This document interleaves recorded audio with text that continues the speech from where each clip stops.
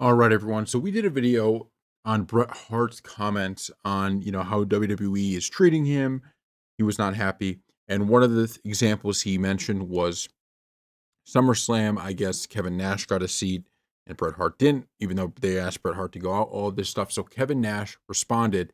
Here's what he had to say. Is I, this that's the all only. just because you're friends with I Bret? actually called Brett today. I said, Brett, I said, like, I didn't. I said I stopped going after they put me in the fucking box, and the monitor in the box didn't work, and the ring was so fucking small, and we were so far away that we had to watch, like, look up and watch the fucking Tron, like with.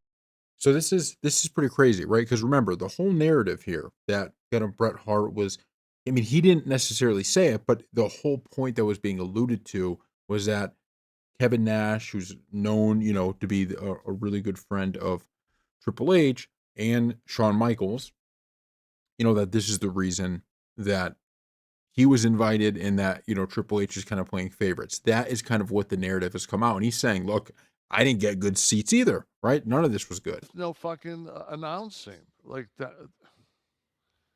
Jesus, man, like it's bad enough to fucking have to watch fucking wrestling without a fucking be able to fucking fast forward through shit, Yeah. let alone no fucking announcing and volume and fuck. Yeah. So the quote was, I went to SummerSlam. They invited me down and they told me that they wanted me to be in the crowd. And then they told me once I got there, they didn't have any seat for me. But I noticed Kevin Nash got a seat, so I don't know. I don't I maybe finally realized that I don't think they fully appreciate me. They Is don't this left? appreciate. No, but he's just. I don't blame Brett, man. So there's another part of this too. We didn't have the clip here, but there's another part where he goes on to talk about how, basically they're also WCW guys, right? In the sense of obviously Bret Hart and Kevin Nash, when Kevin Nash were Diesel, they were big parts of WWE, but they left, right? And Bret Hart was a little bit less of a kind of I'm leaving to go put Vince out of business than say Kevin Nash would have been, although Kevin Nash always says, look, it was about money, right? That was what it was about. And it didn't seem like Vince even blamed them at the time because they could get guaranteed deals and all of that. But the point is that both of them ended up leaving. Now, once again, they're not exactly the same because Brett, he wanted to stay, sign this big contract, and Vince was like, look, I can't actually live up to that contract we signed. That's when he went over. And I do think, I I've talked about this a lot on this channel.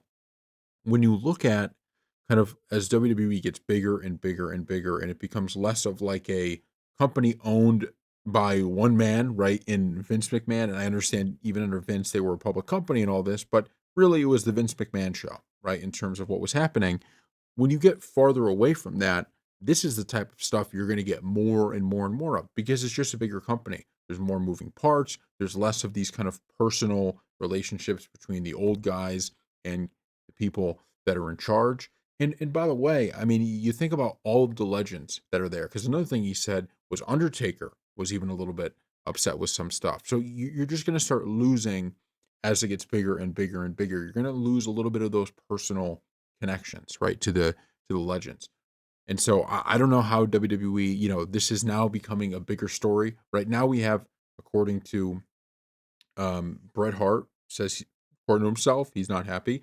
Kevin Nash is making it pretty clear I didn't go because of kind of how I was treated with it. And according to Kevin Nash from further on in the video, Undertaker wasn't happy about one of the setups he got. So it seems like there's a little bit of kind of these legends not being too happy with how they're being treated. And I wonder if this is going to be a growing narrative and something that continues to, become more and more and what change WWE makes. Because I don't think it's necessarily good for them to have stuff like this, right? Especially in Bret Hart's case where he's like, invited me, they called me out, and, you know, there was nothing for me, right? It wasn't an ability to watch the show. Like I said, I don't know how they fix it. Especially because there are so many wrestling legends that it's like, all right, if everybody shows up to SummerSlam, how do we make sure everybody gets good seating and all of that? I really don't know what they do, but I'm sure Triple H will start hearing this. Obviously, he's still good friends with Kevin Nash, so maybe they can make, these adjustments. So thank you all for watching, and we'll see you next time.